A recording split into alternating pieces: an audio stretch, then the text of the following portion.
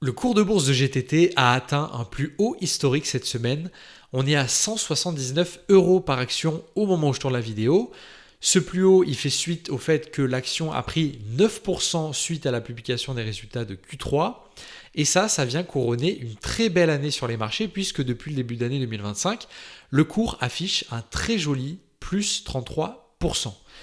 Alors instinctivement, quand on voit une telle appréciation, on se dit que maintenant, la société doit se payer cher et que c'est un peu trop tard pour rentrer dessus. Mais est-ce que c'est vraiment le cas ? Eh bien, c'est la question à laquelle je vais tenter de répondre aujourd'hui. On va parler multiples, on va parler sources et perspectives de croissance, on va parler dividendes aussi, histoire de voir quel gain on pourrait attendre en investissant au prix actuel.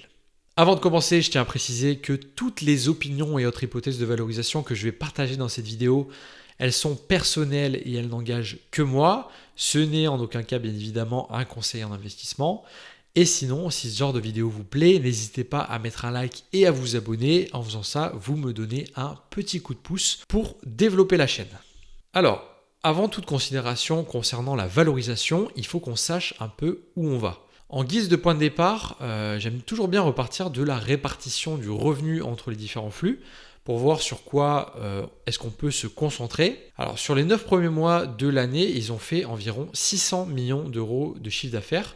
Sur ces 600 millions, il y a 93%, soit 558 millions qui viennent de leur cœur de métier, c'est-à-dire les royalties qu'ils reçoivent en contrepartie de l'utilisation de leur technologie de cuve sous licence à chaque fois qu'un méthanier est construit. C'est pour ça qu'ils appellent ça le segment New Builds.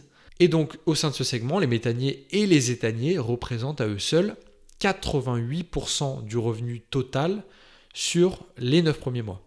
Les autres flux de revenus, donc l'hydrogène, le digital et les services, pèsent tellement peu dans le total revenu, moins de 10%, que je vais économiser un petit peu de salive et les exclure de mon analyse aujourd'hui. Alors ça risque de ne pas plaire à certains parce que c'est vrai qu'il y a des choses intéressantes à dire, mais ça représente tellement rien que même avec une croissance fulgurante, je pense notamment au segment digital, je ne vois pas comment ça peut peser dans la valorisation de la boîte de manière significative.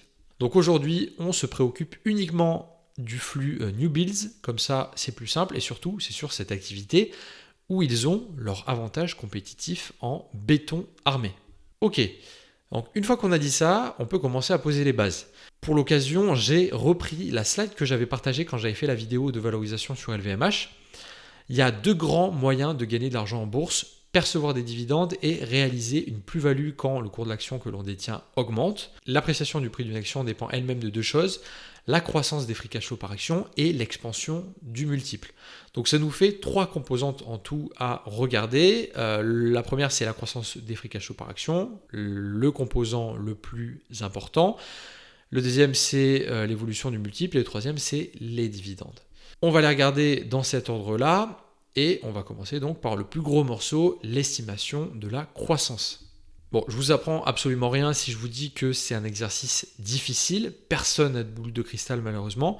Moi, mon objectif, c'est de rester le plus simple possible dans mon approche et de voir si on peut se donner une idée d'un taux de croissance qui serait raisonnable sur 5 ans. Si on regarde du côté des variables, la croissance des free cash flow par action, elle est drivée par 3 choses. Par la croissance du revenu principalement, par la diminution du nombre d'actions en circulation et par l'augmentation des niveaux de marge. Pour GTT, c'est assez simple en vrai parce qu'on a globalement que la première variable qui est pertinente. Ils ne font pas de buybacks, il y a très peu de SBC, donc le nombre d'actions en circulation reste flat.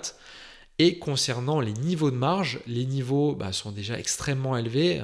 On rappelle qu'ils ont une marge opérationnelle supérieure à 50%, donc ils ont très peu de levier pour aller encore plus loin. Et au contraire, j'ai l'impression qu'elle a plutôt tendance à s'effriter un petit peu avec le temps. Donc il faut qu'on parle de la croissance du revenu. On a plusieurs éléments à disposition pour essayer de se donner un peu une idée. Il y a le carnet de commandes, il y a la croissance du marché sous-jacent et les besoins en méthanier qui en découlent, et il y a certains éléments partagés ou sous-entendus par le management. Donc le carnet de commandes. Alors à fin septembre 2025, celui-ci il comprend 267 méthaniers. C'est 39 de moins qu'il y a 9 mois, ce qui veut dire qu'il y a eu plus de livraisons que de nouvelles commandes pendant l'année. Et c'est quelque chose qui est cohérent avec le contexte incertain qui a eu une grande partie de l'année avec tout ce qui s'est passé avec Trump.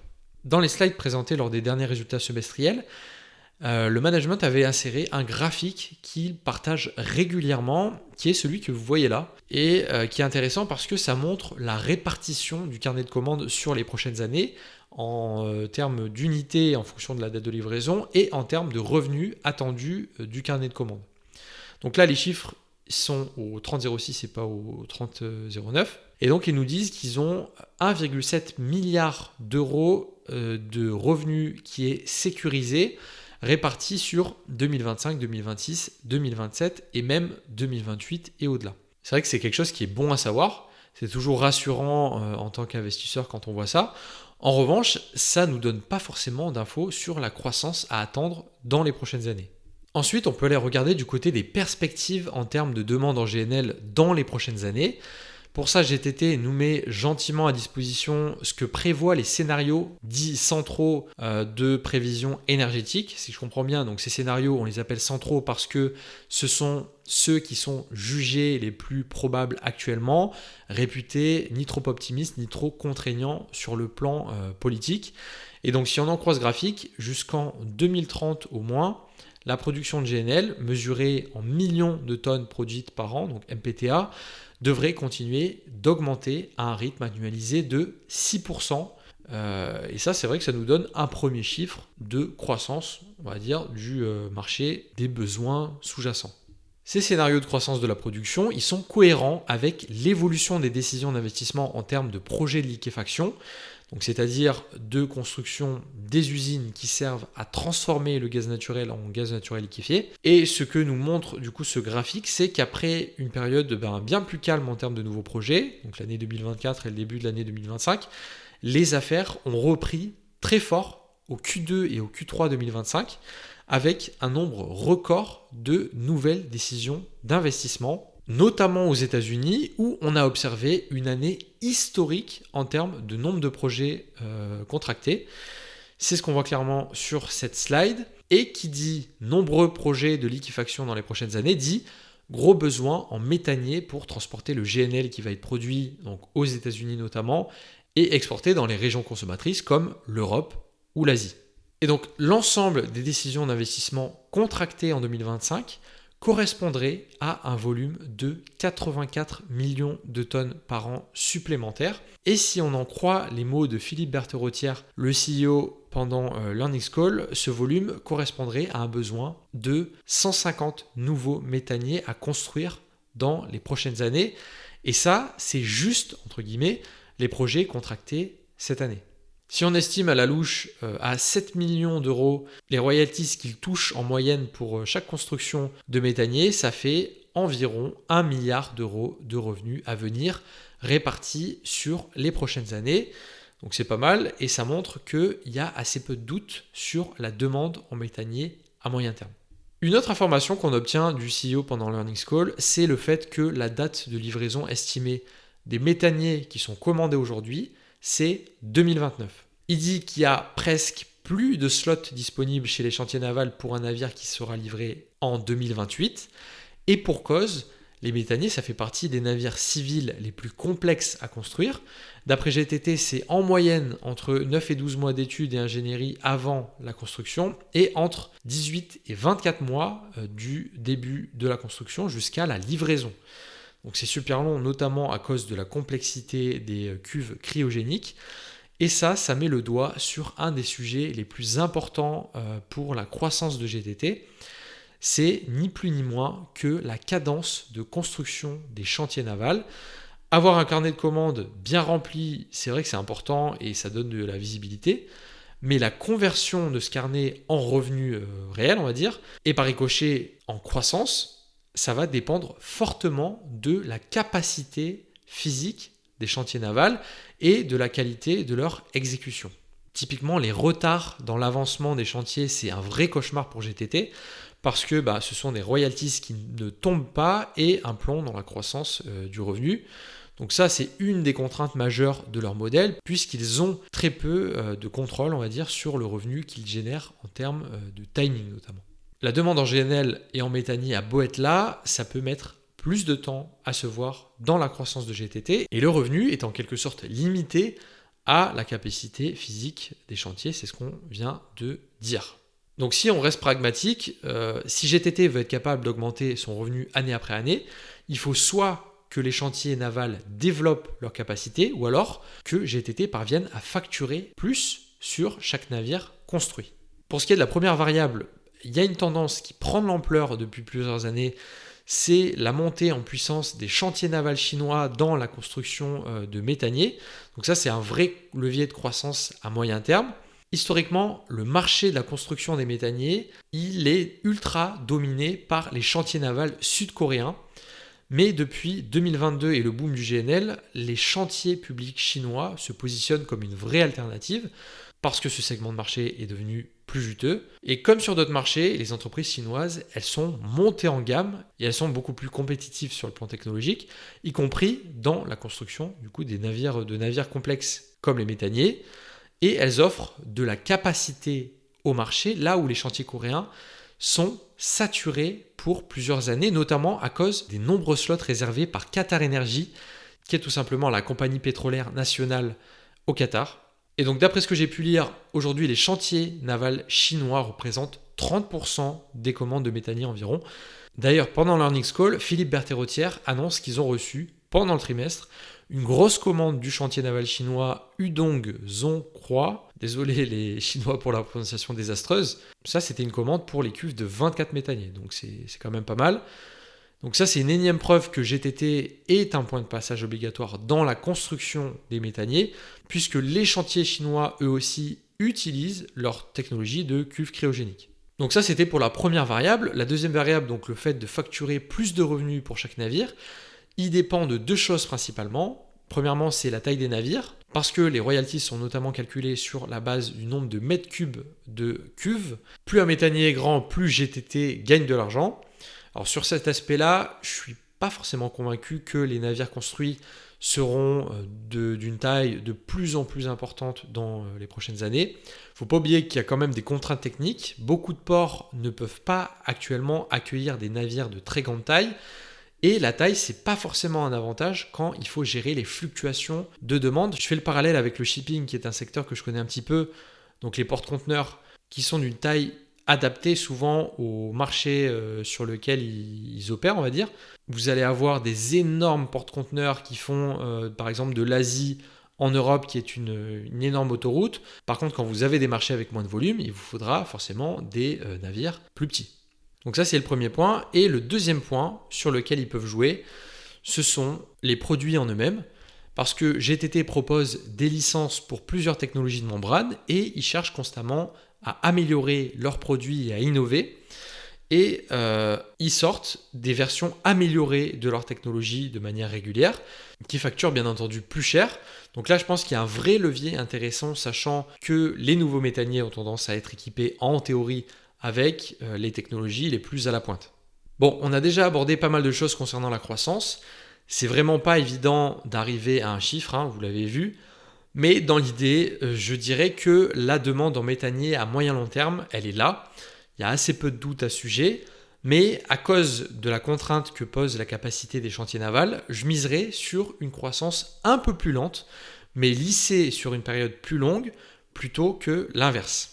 Je pense qu'il faut s'enlever un peu de la tête le niveau de croissance qu'on a eu depuis 2022, donc 39% annualisé, et il faut revenir sur quelque chose de plus raisonnable. Donc ça serait middle to high single digit. Mon idée, elle se trouve entre 6 et 8% par an pendant les 5 prochaines années. Et en vrai, on pourrait même dire 10 ans, mais c'est vrai que c'est un petit peu moins probable. Ok, donc la croissance, c'est le nerf de la guerre. C'était important qu'on y passe un peu plus de temps. On va être plus rapide concernant le multiple. Donc au moment où je tourne, le prix de l'action est de 179,40 €. À ce prix-là, ça fait une market cap de 6,7 milliards d'euros. En termes de free cash flow généré, si on fait la somme de H2 2024 et de H1 2025, on est à 377 millions. Et vous voyez que le chiffre, il est très proche de celui des bénéfices sur la même période, je l'ai mis à côté, qui est de 358 millions d'euros.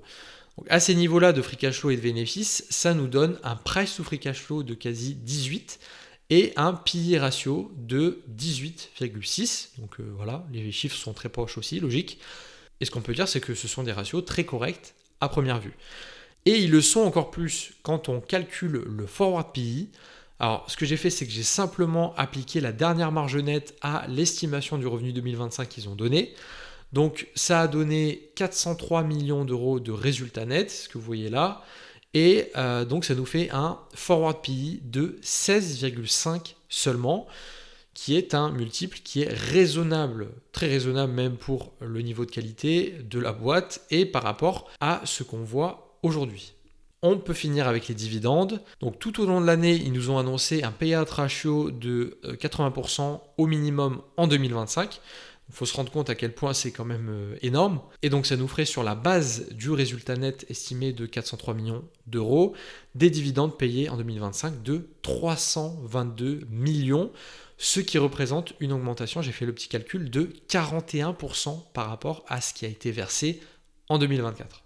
Et sur la base de la market cap actuelle de 6,7 milliards, ça nous donne un dividend yield, donc un rendement en dividende de 4,8%, ce qui est relativement élevé pour une boîte qui a un bel avenir comme GTT. On n'est pas sur le profil de la boîte qui est en fin de vie et qui cherche uniquement à satisfaire ses actionnaires. Là, on est sur quelque chose de beaucoup plus solide qui offre un très joli dividende, mais qui a des perspectives de croissance correctes. Et donc, roulement de tambour, c'est l'heure de mettre les chiffres un petit peu en musique. Donc, on rappelle nos trois composants. Entre 6 et 8% de croissance des free cash flow par action dans les 5 prochaines années. Un multiple actuel de 18 fois les free cash flow et un super rendement en dividende de 4,8%. Ce qui nous donne une performance annualisée estimée comprise entre 8 et 15%, dividende inclus. Alors, pour être tout à fait honnête avec vous, je suis assez surpris positivement du résultat. Je ne m'attendais pas à autant. Notamment compte tenu de l'hypothèse de croissance qui me semble largement atteignable, mais qui sur le papier est quand même assez faible. Donc c'est vraiment les dividendes qui mettent vraiment du beurre dans les épinards. Et donc avec GTT, on est sur un profil très équilibré en termes de performance, c'est ce que je viens de dire plus ou moins. Pour un investisseur qui cherche du dividende, mais qui ne souhaite pas transiger pour autant sur la qualité des fondamentaux et les perspectives de croissance, je trouve que c'est vraiment un bon compromis au prix actuel. Sur un horizon d'investissement assez long, je dirais que je suis un peu moins convaincu. Mais pour moi, à 5 ans, c'est un investissement qui me semble assez peu risqué et avec des perspectives solides en termes de performance. Donc pour moi, c'est vraiment l'idée de la solidité et de l'équilibre. Voilà ce que je pense de la valorisation de l'action actuellement. N'hésitez pas à me faire part de vos commentaires sur GTT, ça m'intéresse beaucoup. Je suis également curieux de savoir, pour ceux qui ne sont pas actionnaires, qu'est-ce qui vous dérange exactement sur le titre. Et pour ceux qui aiment investir dans des valeurs françaises, là vous avez un vrai champion français, c'est indiscutable, dans une belle niche de marché. Dans tous les cas, moi c'est une boîte que j'aime beaucoup analyser. Merci à ceux qui sont restés jusqu'à la fin de la vidéo, merci pour votre soutien. On se dit à la prochaine, c'était Romain, ciao.